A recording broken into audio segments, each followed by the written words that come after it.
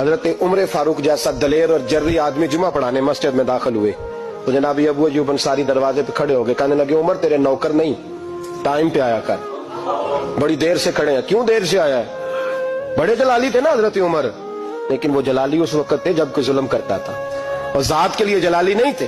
کب وقت پہ آیا کر، کو ملازم نہیں تیرے؟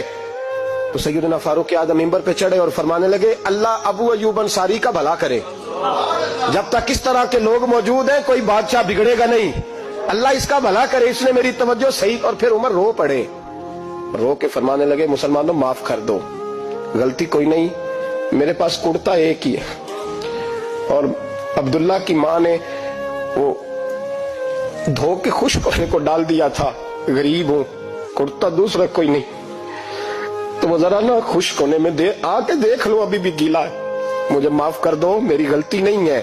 صحابہ درد کے ساتھ رونے لگے اور کہنے لگے اللہ اس طرح کے حکمران ہمیشہ عطا کرتا رہے۔